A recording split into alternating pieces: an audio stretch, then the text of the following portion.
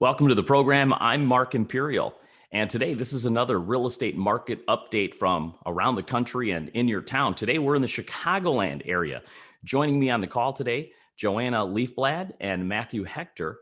They're attorneys with a specialty in real estate from O'Flaherty Law, PC, based out of Naperville, but they serve all of Illinois. Joanna, Matthew, welcome to the program.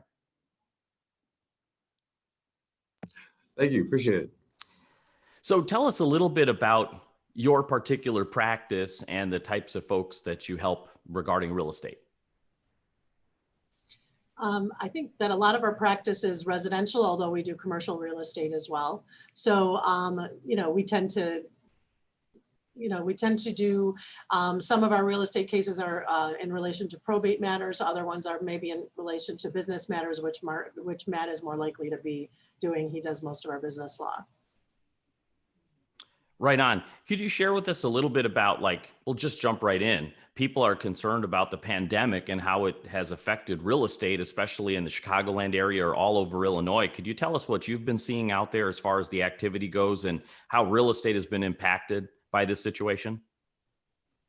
Well, interestingly, real estate continues on. I mean, showings continue and people are purchasing homes. I did a little bit of research in anticipation of this podcast and realtor.com, and I spoke to, a couple mortgage brokers here and there. And in terms of the market itself, it's a seller's market, and there are a lot of buyers out there.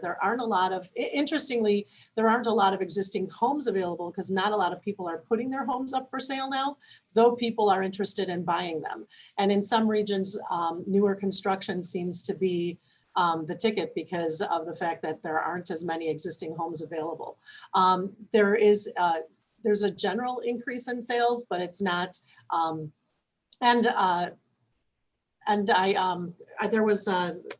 sorry, I lost my train of thought. So there's a general increase in sales, which I think is typical of the time of year too, like usually spring, summer. It's not as notable as in the past as any other time, but it is interesting considering the circumstances, how many people are interested in purchasing. In regards to first-time home buyers, folks that are, have never gone through this process before, can you kind of explain where the real estate attorney, fits in the process and who finds them and how that all works?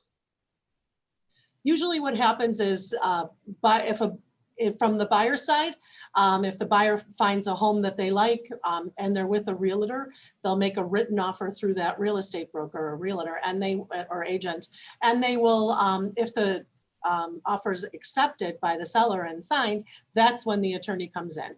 Often it's somebody the realtor refers them to, but it could be somebody they know, or just maybe they do an online search and find their own lawyer that way. And then the attorney reviews the contract. There's usually a 3 to 10 day business day attorney approval period, in which often a property inspection is conducted as well by a separate company. And then the buyer and the attorney discuss the contract. The attorney provides the seller with any proposed modifications to the contract, and then it's up to the seller whether they agree to them or not. Once it's agreed upon, then it's just all about getting the financing and making any financing contingency dates that are set out in the contract, and then closing. From the seller's perspective, usually the seller is waiting. They'll get a written offer from a buyer, and if they accept it, then the seller kind of just gets to wait and see what modifications or repairs or anything the buyer is looking for. And then once that initial negotiation period is completed, then the seller waits to see whether the buyer is going to get financing. And then there's any kind of, permutation in between. If there are repairs to be done, or if there's something has to be replaced, or, depending upon how the property is being sold, whether it's being sold as is, or whether it's subject to changes or repairs that the buyer is willing to make. A lot of these functions of the transaction seem to go on behind the scenes, and buyers and sellers really don't feel like they have that much control. Is there something that buyers and sellers should know about their real estate attorneys that perhaps they haven't been aware of before? Well, and I'm gonna say a little bit, but I think Matt should speak to this as well because he does most of the real estate here. In my experience, if they have a real estate broker, they're worried that they may be that if the attorney conflicts with the real estate broker in what they've said, not a conflict, but just as one person says one thing, one person says the other.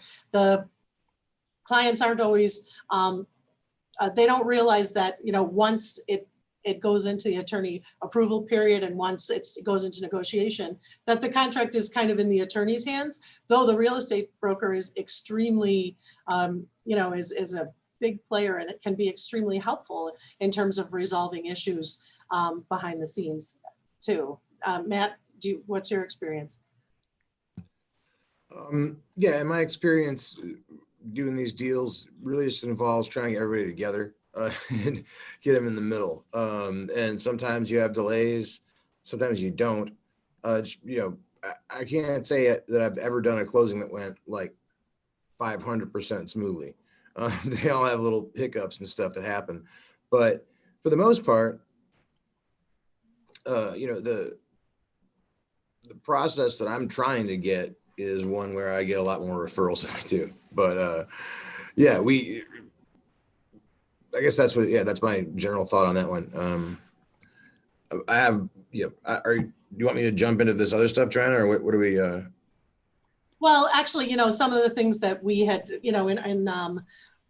in terms of mortgage brokers, they what they've noted is they're noticing a lot more refinancing than new purchases, and that's where I'm going to step down, and Matt's going to take over on that because he's got a lot to say about the mortgages in general. Yeah, absolutely. Let's talk a little bit about that. So it seems like you might get referrals either way, from a realtor or on the mortgage side. Is that right? Right. Yeah. Usually or, from realtors, but sometimes I've had lenders, give out my info before. So. Right on. So speaking to the realtors and the mortgage professionals, the folks that naturally work with you the closest, what should they look for in a real estate, attorney, as far as to try to choose one that's going to get them through the transaction the smoothest? What should they look for? I think you need to look for somebody who has been doing it for a while. The standard real estate contract in Illinois has been changed so many times since I got licensed in 2004. And so you kind of have to be able to stay abreast of that. Being a little more proactive, I think, is another quality to look for. A lot of people I've dealt with on the real estate side during closings and stuff, some are really hands-on, some are, you just talk to their assistant all the time. So it's being a little more proactive on getting your attorney review letters in and that sort of thing. Making sure that any clauses in the contract that are objectionable are taken out. The prior version had some really bad language that a lot of us just had a stock letter. Here's the things we're just going to take out of the contract because they don't make any sense.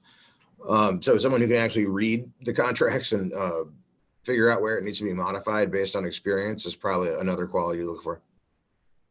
Right on. Joanna and Matthew, what inspired you in all the aspects of law? What inspired you to get into real estate specifically? Well, for me, I really like negotiating. And I also, it's kind of a happy thing, when you choose to be a lawyer, people don't always come to you when things are going well. One thing that's, typically with real estate deals, people are excited. They're selling a house and moving on to another one, or they're purchasing their first home or whatever. So there's a level of, there's a more positive kind of aspect to real estate too. And it's, so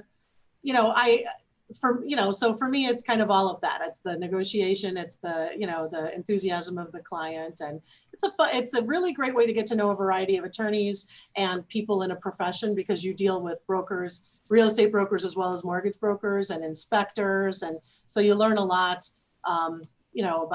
about who's out there and what resources there are.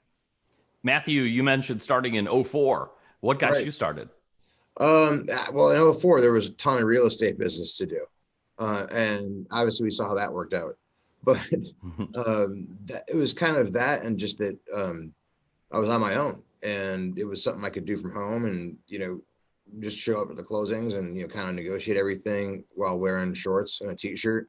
And it was kind of a pre-Zoom version of Zoom, I think. But yeah, I really enjoy transactional work. It's especially with real estate closings. Usually, everyone just wants to get the ball over, into the end zone. No one's trying to obstruct things or act all.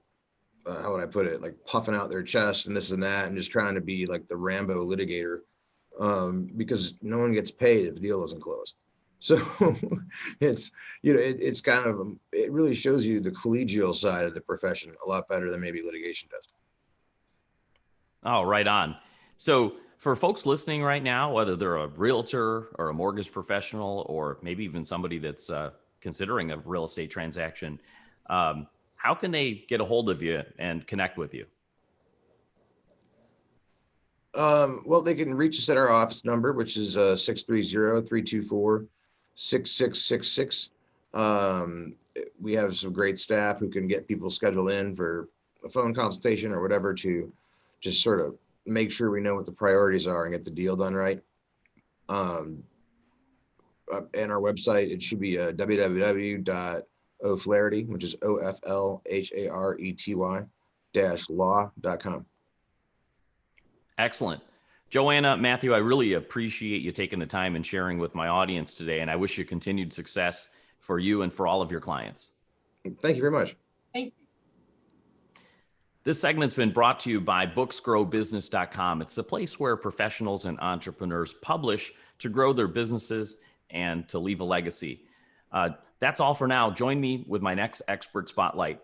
Until then, take care. I'm Mark Imperial.